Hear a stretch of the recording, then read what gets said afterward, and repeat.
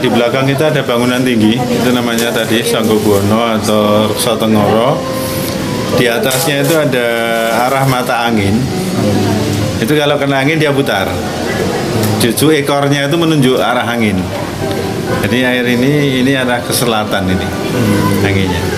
Itu dibaca, itu namanya Sengkalan Memet. Dibaca Nogo Muluk Tinitian Jalmo. Kepopuleran The Da Vinci Code sudah merambah ke seluruh dunia. Tetapi, pernahkah Anda mengetahui The Pakubuwono Code? Jika Anda pernah tahu, Pakubuwono keberapa yang menciptakannya? Mari kita bahas dalam buku The Pakubuwono Code.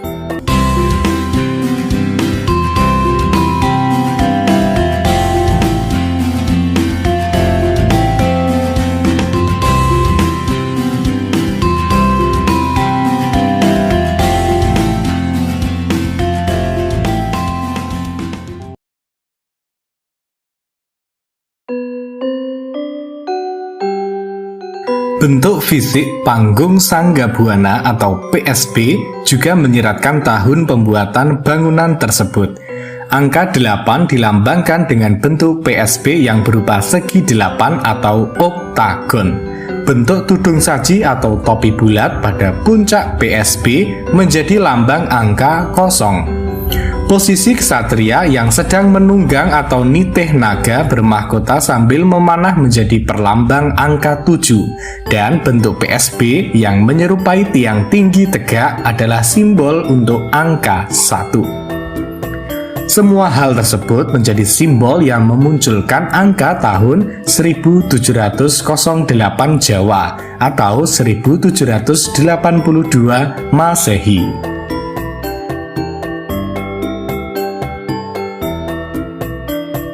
Nama panggung Sanggo Buwono juga menjadi simbol untuk tahun pembuatannya. Tidak hanya satu, tetapi 2 buah tahun pembuatan, tergantung kalender yang digunakan. Kedua angka tahun yang berbeda, karena kalendernya berbeda, sebenarnya menunjukkan waktu yang sama. Kata panggung berasal dari gabungan kata pa dan agung, dengan pa atau po adalah huruf aksara Jawa dan agung berarti besar. Jadi po agung atau pa agung bermakna aksara Jawa baru untuk pa kapital. Aksara Jawa pa atau po kapital mempunyai watak bilangan 8, sebab angka 8 pada angka Jawa baru adalah huruf pa atau po kapital. Selanjutnya, kata sangga berasal dari kata sang dan ga, dengan kata sang berasal dari kata sanga atau songo yang berarti 9, dan ga adalah huruf dalam aksara Jawa baru yang mempunyai watak bilangan 1, sebab angka 1 pada angka Jawa baru adalah huruf ga atau go. Kata Buwono berarti dunia, dan karena dunia hanya ada 1, maka kata Buwono mempunyai watak bilangan 1. Dari penjelasan tersebut, tersusunlah bilangan tahun 1198 pada kalender Hijriah, dan ternyata 1198 Hijriah adalah 1872 Masehi.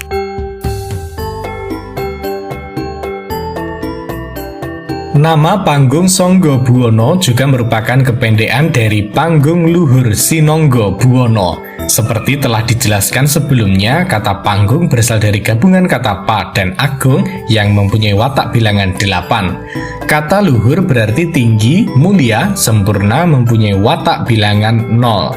Kata sinangga berarti penopang, mempunyai watak bilangan 7, dan kata buwono berwatak 1. Tersusunlah bilangan tahun 1708 pada kalender Jawa yang tidak lain 1872 Masehi. Demikianlah 4 buah kode yang diberikan oleh Susuhunan Pakubuwono III atau The Pakubuwono Code untuk memperingati pendirian panggung Sanggo Buwono.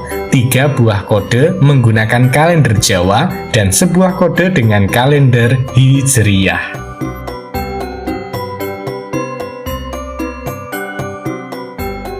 Sebuah pesan gaib atau rahasia sebagai amanat dari Susuhunan Pakubuwono III tertera dengan sangat jelas pada puncak bangunan panggung Sanggo Buwono. Inilah The Pakubuwono God yang sesungguhnya, sebuah ramalan terhadap terjadinya suatu peristiwa yang saat ini diketahui terjadi setelah 163 tahun dari sejak pembuatan pesan gaib tersebut. Pada akhirnya, sang ksatria penunggang naga juga diketahui siapa orangnya. Ksatria tersebut adalah, ya betul, Soekarno.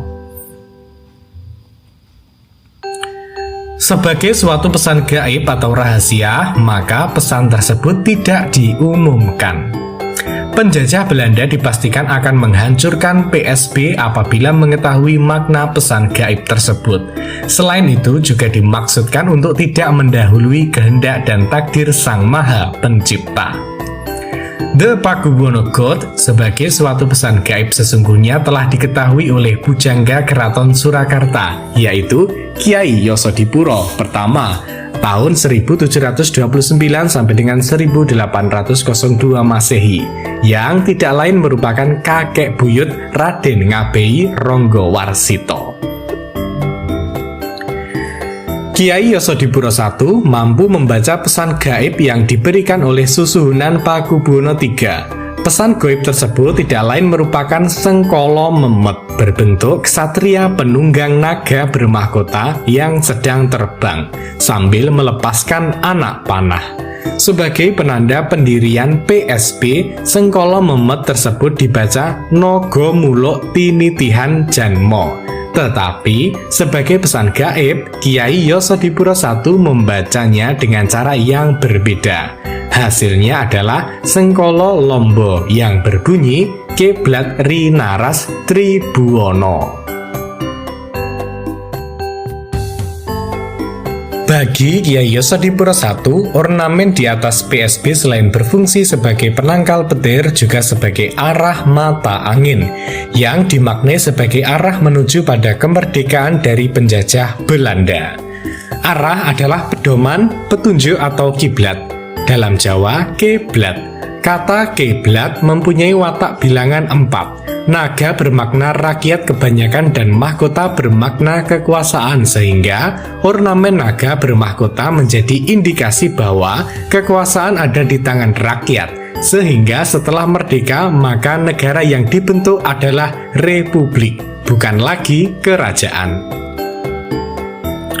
Selanjutnya, ksatria yang menunggang naga bermahkota sambil melepaskan anak panah bermakna sebuah pertanyaan, kapan tepatnya, atau rinaras.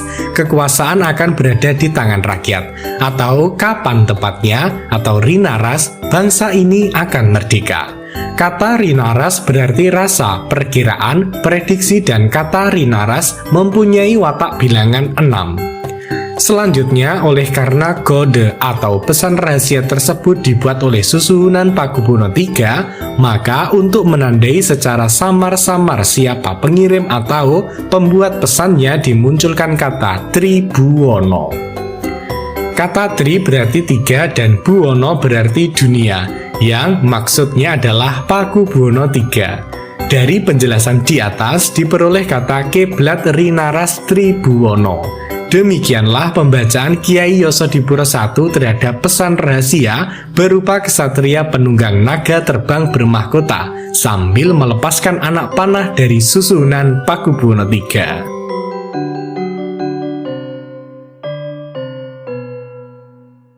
Selanjutnya, Sengkolo Lombo Kiblat Rinaras Tribuwono menyatakan bilangan tahun 1364 pada kalender Hijriah. Jika dikonversi ke Masehi, menghasilkan tahun 1945 Masehi, tahun kemerdekaan bangsa Indonesia. Jadi, The Pakubuwono God adalah ramalan Susuhunan Pakubuwono III pada tahun 1782 Masehi terhadap kemerdekaan dari penjajahan Jepang pada tahun 1945 Masehi atau 163 tahun kemudian.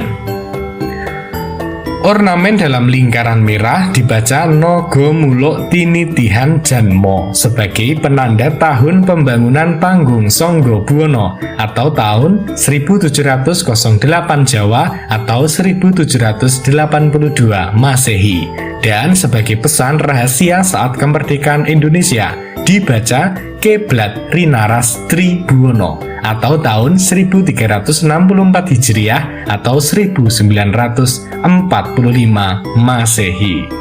Menarik sekali bukan? Salam sejarah.